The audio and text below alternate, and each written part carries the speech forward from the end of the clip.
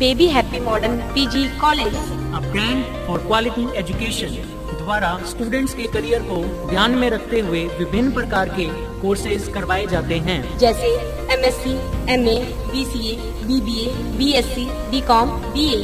College में well qualified lecturers की कड़ी मेहनत से लगातार 3 वर्षों से स्टूडेंट्स ने महाराजा गंगा सिंह विश्वविद्यालय की मेरिट लिस्ट में अपना नाम लाकर शिक्षा के क्षेत्र में एक नया रिकॉर्ड कायम किया।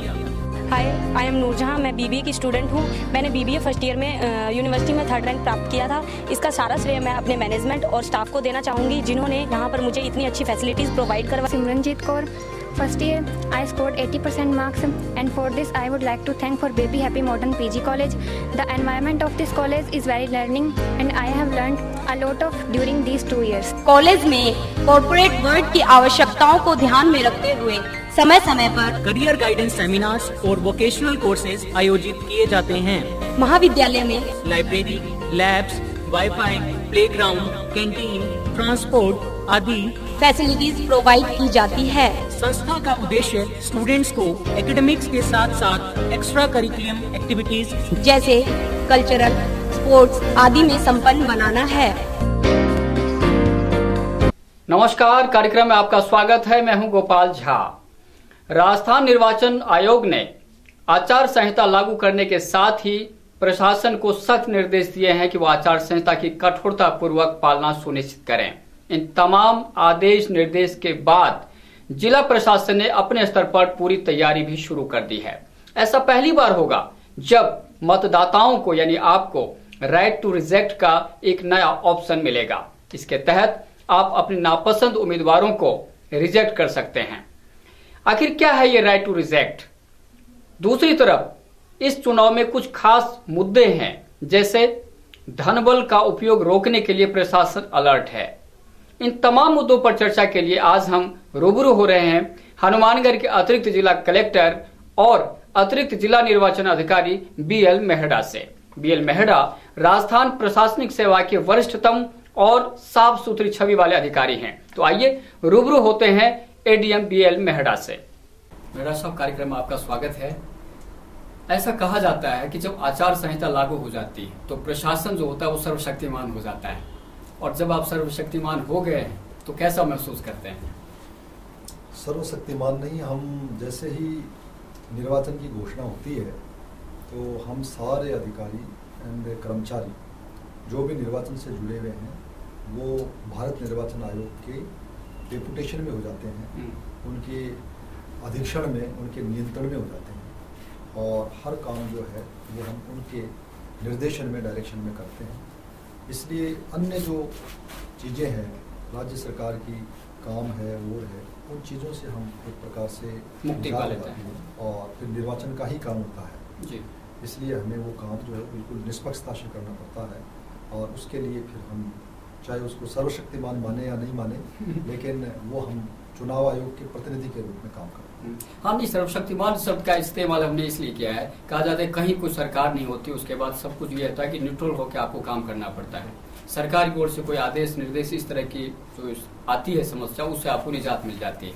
बिल्कुल, उस समय बिल्कुल हम निर्वाचन का ही कार्य करते हैं और वो बिल्कुल निष्पक्षता से होता है। उस समय जो भी पार्टी है, कैंडिडेट है, जो है, उनके साथ में, सभी के साथ में समान व्यवहार और समानता के सिद्धांत पे ही कार्य होता है। बिल्कुल। मैडम साहब, जब चुनाव आता है तो आचार संहिता शब्द सबसे ज्यादा पॉपुलर शब्द है। कि आचार संहिता लागू हुए खौफ की स्थिति पैदा होती है, और संहिता, आचार संहिता का मतलब वैसे तो ठीक है, लेकिन एक निर्वाचन अधिकारी के रूप में हम आपसे जानना चाहेंगे, दर्शकों को आप बताएं कि ये आचार संहिता है क्या? आचार संहिता एक मॉडल कोड ऑफ कंडक्ट जिसे हम कहते हैं, आदर्श। इसका अभिप्राय ये है कि जो भी पार्टी, चाहे वो पावर में है चाहे पावर में नहीं है, और जो भी कैंडिडेट, जो भावी कैंडिडेट है, बनने जा रहा है, वो सारे के सारे आदमी अपने जो भी कार्यक्रम चलाएं वो सारे के सारे इस तरह के होने चाहिए जिससे कि अन्य लोगों को कोई तकलीफ नहीं हो और निर्वाचन नियमों का पालन करें। आचार संहिता आदर्श का अभिप्राय मोटे तौर पे ये है कि हम पार्टी इन पावर जो है वो इस तरह की कोई कार्रवाई नहीं करें जिससे ऐसा लगे कि साहब इनके पास पावर है, इसलिए ये इस तरह से दूसरे आदमी जो है उनको दबा के काम कर रहे हैं, या दूसरे आदमी ऐसा महसूस करें कि देखो साहब उनके पास पावर है तो वो ये कर रहे हैं। एक समानता का व्यवहार हो और पार्टी इन पावर पे ये ज़्यादा है कि सरकारी मशीनरी का दुरुपयोग नहीं हो, सरकारी संसाधनों का दुरुपयोग नहीं हो, और एक छोटे से छोटा जो कैंडिडेट बनने वाला है, चाहे कैसी पार्टी है, उसका कितना ही जनाधार है, उसे इस बात का आभास हो कि बिल्कुल सही हो रहा है। यदि मैं किसी सभा के लिए अनुमति ले रहा हूँ और एक जगह पे मुझे अनुमति लेनी है और उसके लिए 3 एप्लीकेशन आए हैं और किसी ने पहले एप्लीकेशन दिया है, तो उसको पहले जो है वो इजाज़त जारी की जाएगी। ये नहीं कि जनाधार किसके कितना है वो नहीं, बस। तो आचार संहिता में हर पार्टी से या कैंडिडेट से यह अपेक्षा की जाती है कि वो निर्वाचन नियमों के तहत उनको सही तरीके से पालना करें।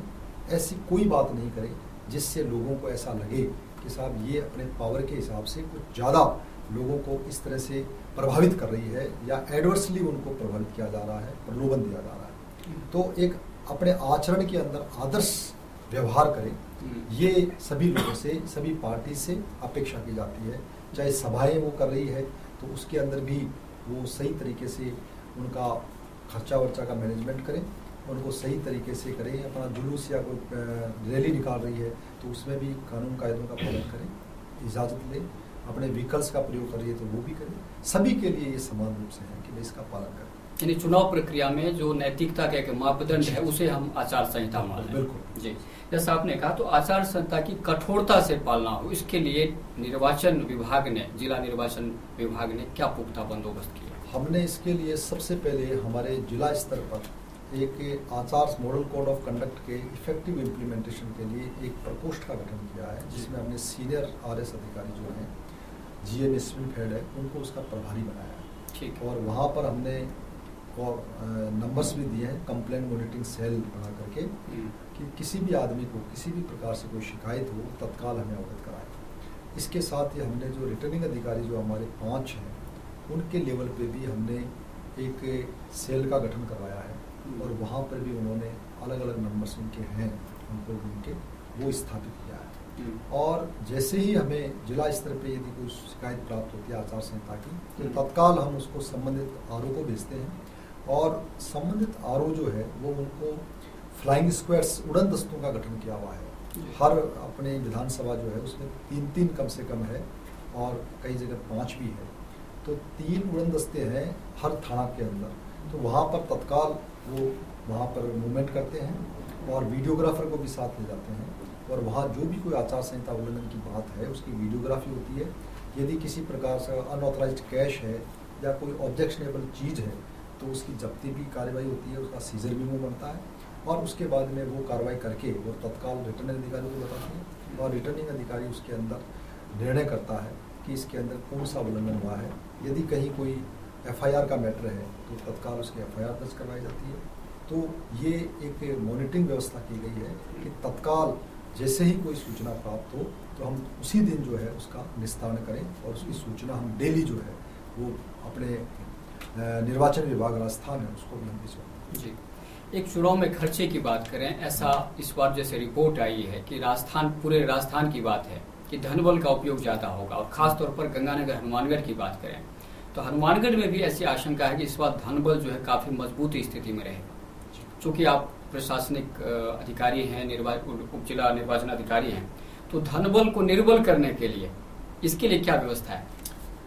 सबसे पहले जब जयपुर में हमें ट्रेनिंग के लिए बुलाया भी था तो उसके अंदर हमें जो ट्रेनिंग दी गई थी उसमें यही बताया था कि पार्टी जो है वो मैनिफेस्टो के आधार पर काम करे, अपना उनका जो चुनावी घोषणा पत्र है पॉलिसीज के बारे में, न कि मैनिफेस्टो के आधार पर। ठीक है, ये हमें बताया गया था और उसके लिए उन्होंने इलेक्शन एक्सपेंडिचर मॉनिटरिंग इसके बारे में विशेष एक सेशन आयोजित किया गया था और उसमें यही बताया था कि जो एक सीमा दी हुई है, जैसे MLA के लिए 16 लाख रुपए सीमा है, तो उसमें ही वो अपना जो है वो कार्य करे।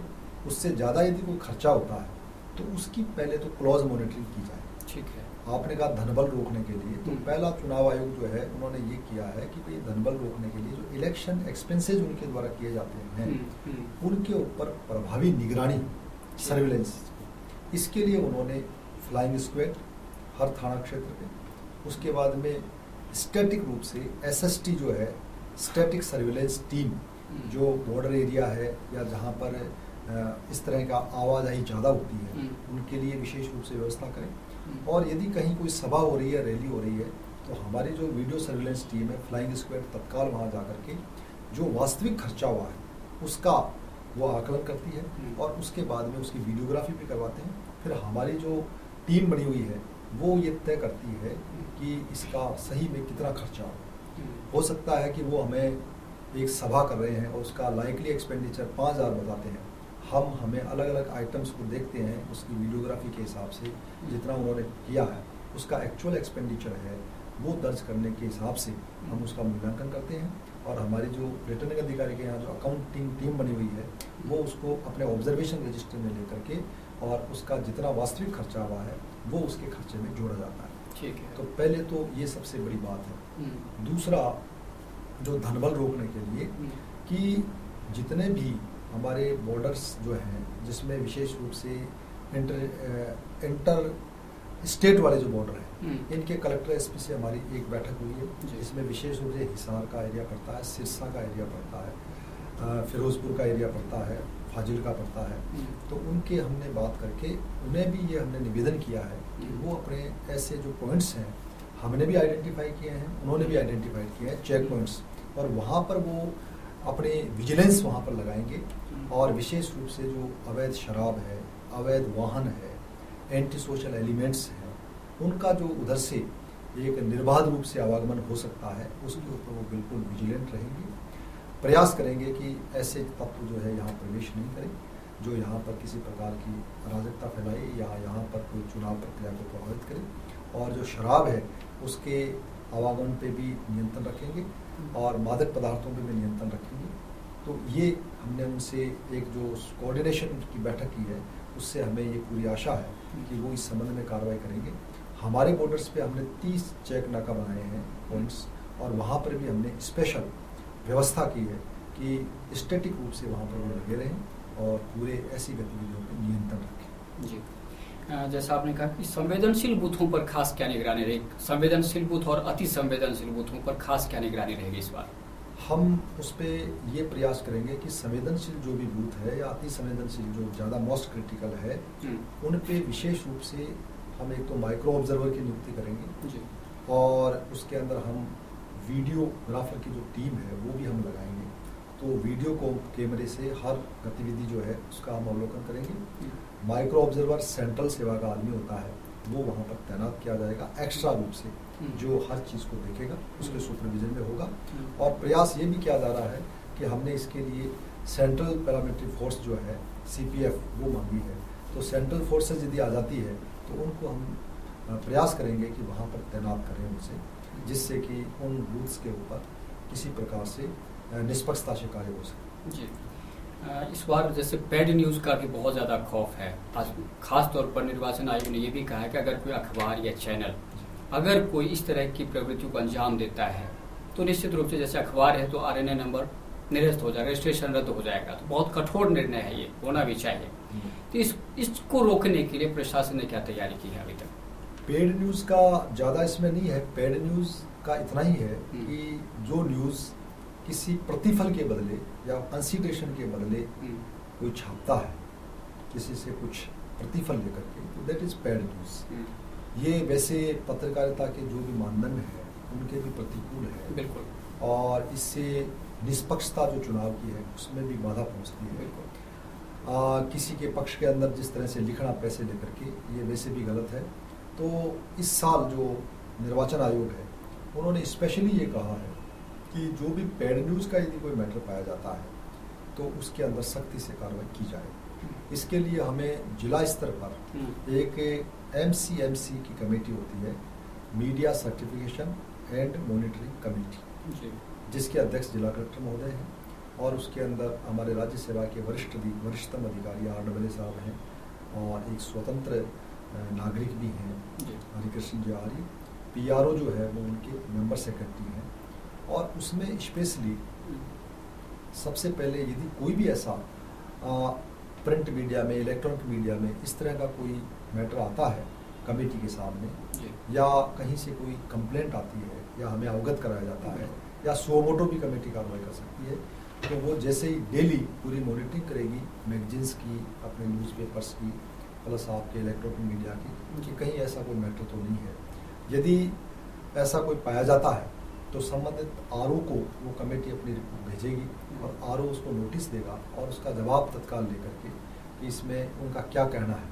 उसके बाद में ये कमेटी जो अपेक्स कमेटी है जिला स्तर पे, ये तय करेगी कि वेदर वो जो प्रकरण है वो पेड न्यूज की श्रेणी में आता है या नहीं आता है। यदि वो पेड न्यूज की श्रेणी में आता है तो उसके अनुसार जो है वो कार्रवाई होगी। तो इसमें इतना इसको बनाया हुआ है कि पूरी मॉनिटरिंग करेंगे और पूरी तहकीकात करने के बाद में जो जिला स्तर की बहुत बड़ी कमेटी है जिला कलेक्टर की अध्यक्षता में, जिला निर्वाचन में, वो ये तय करेगी कि ये इस श्रेणी में आता है नहीं आता है और तदनुसार कार्रवाई होगी। तो इसमें किसी प्रकार से कोई अदरवाइज चीज़ नहीं है, ये बिल्कुल ही as per law in accordance with provisions जो है वो कार्रवाई होगी।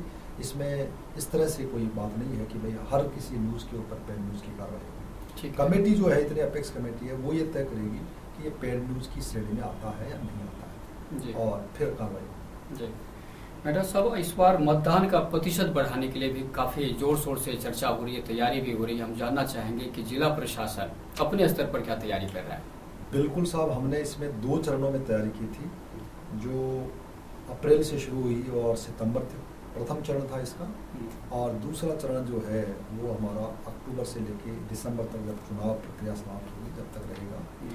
इसमें पहली बार भारत निर्वाचन आयोग ने एक स्वीप जो प्रोजेक्ट है वो शुरू किया है, और SVEEP, और स्वीप का मतलब है systematic voters education and electoral participation. दोनों ही चीज़ें हैं कि आपने फिजिकल व्यवस्थाएं तो सारी कर दी, आपने पोलिंग बूथ बना दिए, आपने EVMs रख दी, सारी व्यवस्थाएं अरेंजमेंट्स पूरे फुल हो गए, लेकिन जो मतदाता है वही बूथ पर नहीं पहुंचे। वो बूथ पे दोनों चीज़ें चुनाव आयोग ने चाही कि मतदाता, जिसमें विशेष रूप से युवा मतदाता एंड विमेन वोटर, स्त्री मतदाता, ये दोनों जो है इनका प्रतिशत कम है। तो पहले तो जो भी यूथ 18 से 19 साल का as well as female voters, इनको आप फीमेल जो है इनका प्रतिशत जो कम है उसको ज़्यादा से ज़्यादा वोटर लिस्ट के अंदर पूरे बूथ्स का आप एनालिसिस करके और उनके वोटर लिस्ट में उनका नाम जुड़वाइए, उनको मतदाता बढ़ाओ।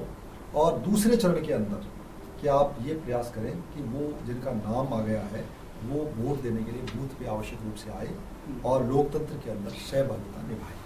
तो ये 2 चरणों के अंदर चुनाव आयोग ने पहली बार किया, और ये गुजरात के अंदर जो अभी चुनाव हुए थे पिछली बार, तो वहाँ पर इसका काफ़ी अच्छा वो रहा था।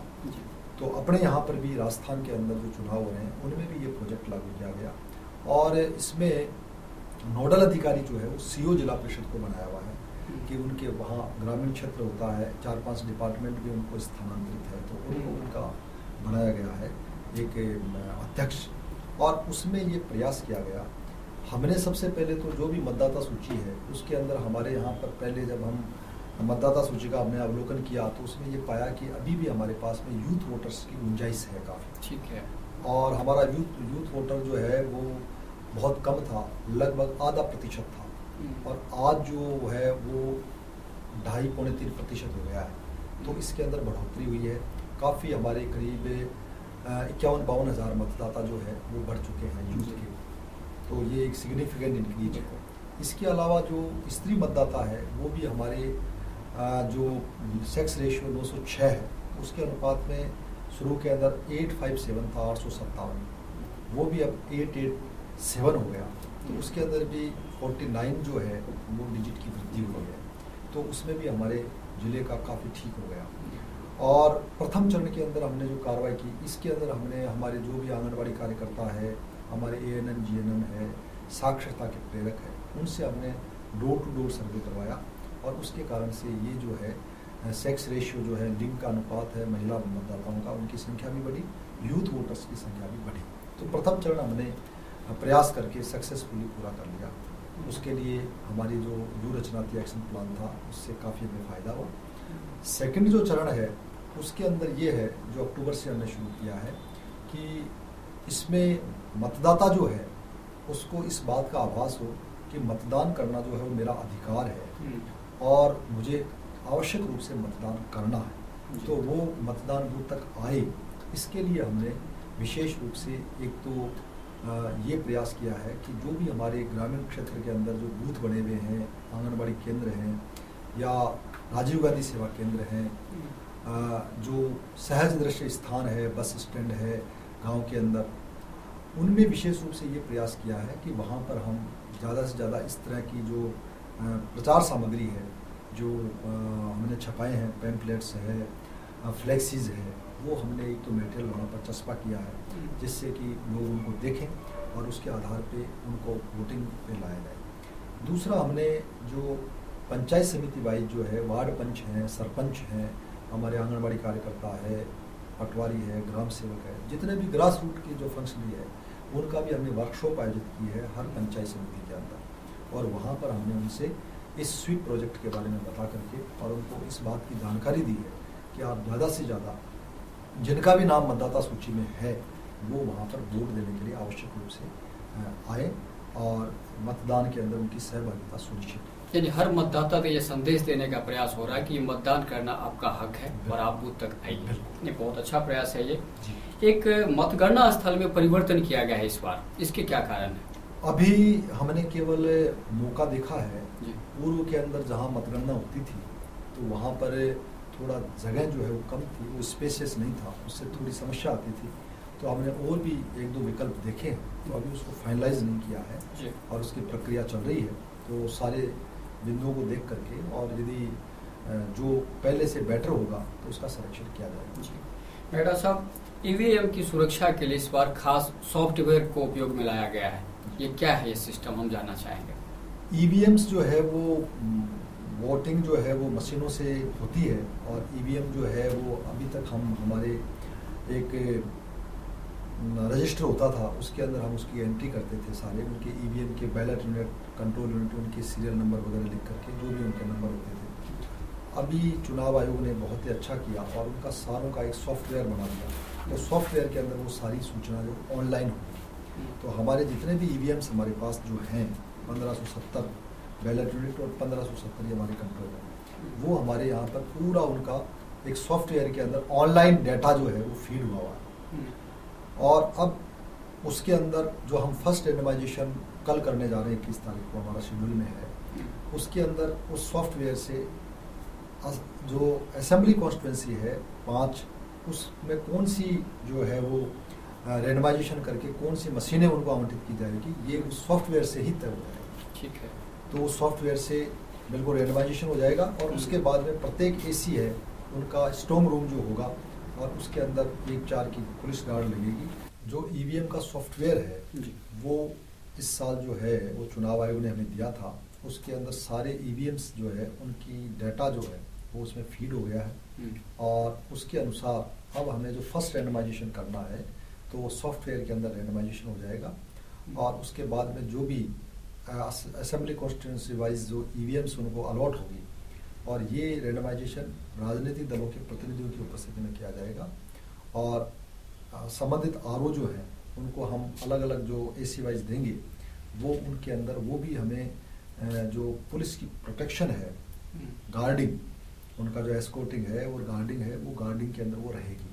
तो अभी हालांकि चुनाव नहीं हुआ है लेकिन उनकी फर्स्ट लेवल की चेकिंग जो है वो इलेक्शन कमीशन ऑफ इंडिया के इंजीनियर्स लोग आकर के कर चुके हैं। अब रेंडमाइजेशन हम जो करेंगे वो हम उनको बिल्कुल चेक करके और उनको दे देंगे रेंडमाइजेशन, और वो सारा का सारा राजनीतिक दलों की उपस्थिति में होगा। फिर ये मशीनें जो है वो उनके स्ट्रॉन्ग रूम जो है विधानसभा वार उनके अंदर उनको दे देंगे, आवंटित कर देंगे और वहाँ पर 24 घंटे जो है वो पुलिस जो है उसका पहरा रहेगा उसका। इस बार ये पहला होगा जब राइट टू रिजेक्ट का जो ऑप्शन मिला है इस बार ईवीएम में, कब तक उसको शामिल किया जाएगा?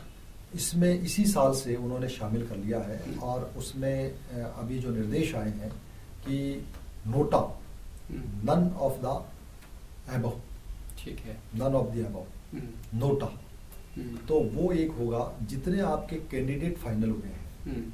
जैसे मान लीजिए किसी विधानसभा में आरओ के द्वारा 5 कंटेस्टिंग कैंडिडेट्स है तो छठा जो है वो column none of the above, NOTA इनमें का से होगा, कोई भी हमें मंजूर नहीं है। मंजूर नहीं, और आगे उसके क्रॉस जो है उसका चुनाव चिन्ह होगा। तो यदि कोई मतदाता वहां आता है और उसको ऐसा लगता है कि भाई मैं इनमें से किसी को भी वोटिंग नहीं करना चाहता, वो एक प्रकार से he is refusing from casting his vote, बिल्कुल, तो उसके लिए जो है वो नोटा का जो बटन है वो वो उसके दबा अंदर सकता दबा सकता है। और इसका भी पूरा जिस तरह से अपना रिजल्ट जब आएगा, काउंटिंग होगी, तो कैंडिडेट नंबर 1, 2, 3, 4, 5 और उसके बाद में नन ऑफ द अबव का भी आएगा, तो वो केवल रिकॉर्ड में रहेगा, उसके अंदर निर्वाचन पे कोई परिणाम पे फर्क नहीं पड़ेगा। ठीक है। सपोज 100 में से यदि मान लीजिए 3 कैंडिडेट खड़े हुए और उनमें से नाटो के ज्यादा आ गए, लेकिन उससे फर्क नहीं पड़ेगा, परिणाम प्रभावित नहीं जिसको होगा। ज्यादा मिलेंगे वो निकल वो जाएगा। ज्यादा मिलेगा, वो निकल चाहे 10 वाला अगर सबसे ज्यादा 10 वोट मिलते हैं तो हाँ, भी तो वो भी निकल वो हो जाएगा। जाएगा। अभी तक केवल यही किया गया है कि एक बार एक ट्रेंड पता लग जाए कि लोगों का किस तरह का रुझान है, तो हो सकता है इसमें भविष्य के अंदर और इसमें और परिवर्तन की संशोधन कुछ हो, संशोधन या की रिजल्ट गुंजाइश। किस तरह से घोषित किया जाए उसमें परिवर्तन हो। जी। लेकिन इस समय जो है वो केवल एक ऑप्शन दिया है, एक प्रकार से जिसे अपन कह सकते हैं कि राइट टू रिजेक्ट का एक जो उसको मूर्त रूप देने का प्रयास किया गया है कि यदि कोई पसंद का उम्मीदवार नहीं है तो उनको रिजेक्ट कर सके। बिल्कुल बिल्कुल। बेटा साहब, ये चूंकि एक प्रशासनिक अधिकारी से हमारा सवाल है, ये व्यक्तिगत भी आपका हो सकता है, आप अपनी बात रख सकते हैं कि जो राइट टू रिजेक्ट का जो मामला चल रहा है, लोकतंत्र की मजबूती के लिए कितना प्रासंगिक होगा ये? लोकतंत्र की मजबूती के लिए राइट टू रिजेक्ट या राइट टू रिकॉल दोनों ही चीजें हैं। जी। इसमें चूंकि अभी अपना देश आज़ाद हुआ है, बहुत ज़्यादा समय नहीं हुआ है, 60-65 साल हुए हैं, तो धीरे धीरे आएगा। लेकिन इस समय जो स्थिति है कि यदि मान लीजिए कोई कैंडिडेट हम चुनाव निर्वाचन करवाते हैं, काफ़ी इसमें रिसोर्सेज भी लगते हैं, मैन पावर भी लगता है, काफ़ी बजट भी लगता है, तो यदि कोई आदमी जीत गया और उसके जस्ट बाद में यदि मान लीजिए उसको राइट टू रिकॉल जो है उसको हमने 1 साल में या 2 साल में वापस बुला लिया, तो फिर वो पद रिक्त हो जाएगा, तो उसकी जगह फिर निर्वाचन करवाना पड़ेगा। तो इसको राइट टू रिजेक्ट का प्रोविजन तो रहना चाहिए, लेकिन काफ़ी रेस्ट्रिक्शंस के साथ में, और इसको एक प्रकार से कोई अपने लोकतंत्र को मजबूत करने के बजाय इसको कमज़ोर करने के हिसाब से यदि कोई बात ऐसी हो जाए तो वो गलत हो जाएगी। तो मैं समझता हूँ कि इसके अंदर निर्वाचन आयोग जो है वो और काफ़ी विचार हाँ, इसमें ये हो सकता है कि परसेंटेज बढ़ा दीजिए, कितना परसेंट आपको वोट आना ही चाहिए। बिल्कुल। जिस तरह से महाभियोग की बात करते हैं हम लोग, राष्ट्रपति को भी हम हटा सकते हैं महाभियोग के द्वारा, बिल्कुल। लेकिन आमतौर पर इतना आसान नहीं है। आसान नहीं है, जी। तो प्रोविजन तो होना चाहिए, मैं एज ए बता सकता हूँ, लेकिन इसके अंदर काफ़ी कुछ अभी भी विचार विमर्श करके और काफ़ी इसको ब्रॉडली जो है वो विचार करके और करने की आवश्यकता है। मेरा सब आखिरी सवाल है कि अब तक आपने खूब चुनाव करवाए जी, कि कोई ऐसा तरीका जो पहली बार उपयोग में लाया जा रहा हो इस चुनाव में, वो हम आपसे जानना चाहेंगे।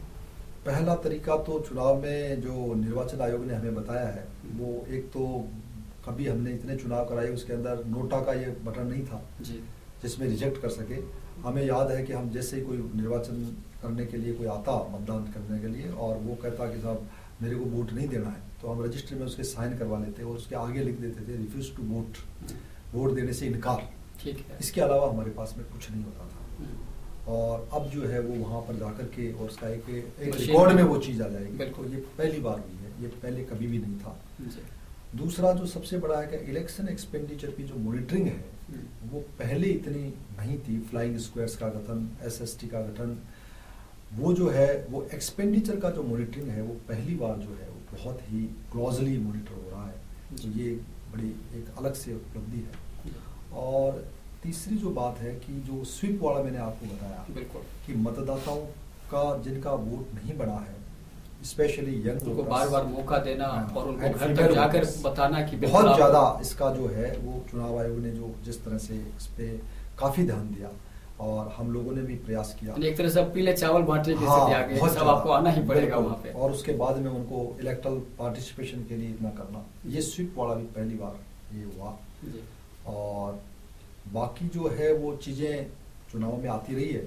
और एक पोस्टल बैलेट के बारे में मैंने आपको नहीं बताया, जी। वो भी इस साल जो है वो निर्वाचन आयोग ने कहा है कि जो भी इलेक्शन ड्यूटी में लगे हुए, चाहे वो अधिकारी हों, कर्मचारी हों, चाहे वो जिनका डेटाबेस नहीं है, जैसे प्राइवेट व्हीकल्स हम लेते हैं खूब, हाँ, वो भी उनके जाते ड्राइवर हैं। है, बिल्कुल। कंडक्टर हैं, क्लीनर है उनकी, बिल्कुल मतदान का अधिकार उनका भी बिल्कुल है। तो जो भी आदमी इसके अंदर निर्वाचन में भाग ले रहे हैं, चाहे वो निजी हो चाहे सरकारी हो, जी। उन सभी को पोस्टल बैलेट की सुविधा दी जाए।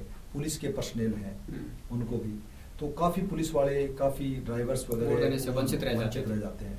निर्वाचन आयोग ने इस साल कहा है कि नहीं, उन सभी को आप पोस्टल बैलेट जारी करें, और उनकी जैसे ही प्रशिक्षण होता है तो उनसे फार्म नंबर 12 जो है वो ले लिया जाए।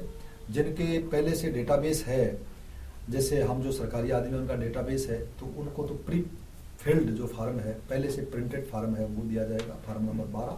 तो उसी के अंदर वो एक प्रकार से पोस्टल बैलेट के लिए अप्लाई उनके अंदर हो जाएगा। तो हम प्रयास कर रहे हैं कि जैसे हमारी ट्रेनिंग का शेड्यूल आएगा, हम तत्काल जो है उन लोगों को ये फार्म नंबर 12 जो है वो उपलब्ध करवाएंगे, जिसके आधार पे पोस्टल बैलेट का वो डाक द्वारा मतदान का फायदा लें, और एक बहुत बड़ा जो तबका जो है इलेक्शन ड्यूटी में लगा हुआ है वो इससे वंचित नहीं रहे। ये भी चुनाव आयोग ने विशेष ध्यान दिया। बिल्कुल बिल्कुल। मेरा सब हम उम्मीद है कि ये जो सारी व्यवस्थाएं हैं जिले में स्वतंत्र और निष्पक्ष चुनाव के लिए बेहतर साबित होंगे। आप कार्यक्रम में आए, आपका बहुत बहुत धन्यवाद। बहुत बहुत धन्यवाद, थैंक यू।